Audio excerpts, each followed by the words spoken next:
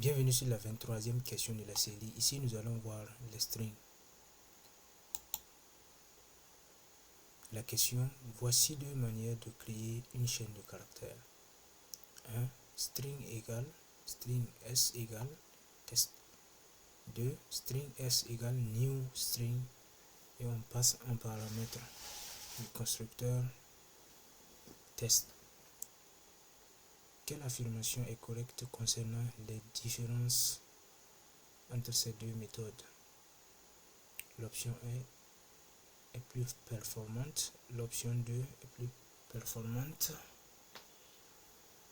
L'objet 1 est variable, mutable. L'objet 2 est immutable.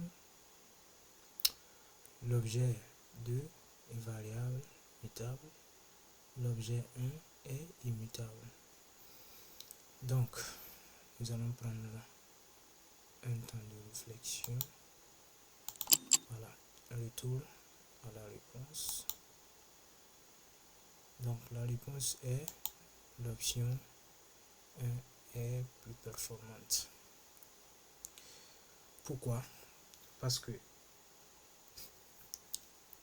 en Java, nous avons ce qu'on appelle constant pool. Donc, dans constant pool, il y a déjà les chaînes de caractères. Donc, si nous utilisons l'affectation directe, littérale de notre chaîne de caractères, donc ça veut dire que nous allons référencer la chaîne à ce qui existe déjà dans constant pool. Par contre, si nous utilisons new, nous allons forcer la création d'un objet, donc d'une référence, d'une nouvelle référence dans la mémoire. Donc ça veut dire qu'on va occuper plus la mémoire.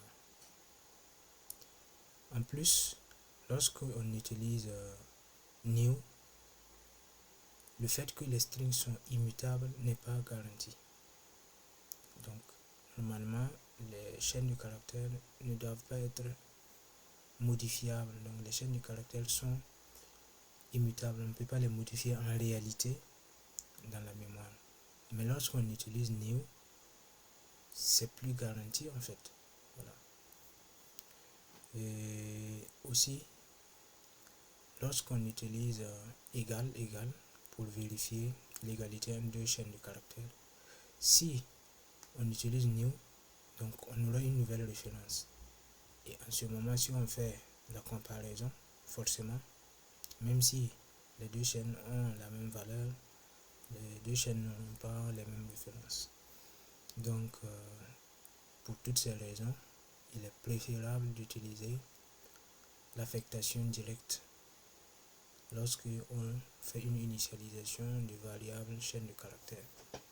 Donc, ainsi s'achève la vidéo. On se donne rendez-vous sur la prochaine question-réponse. Merci.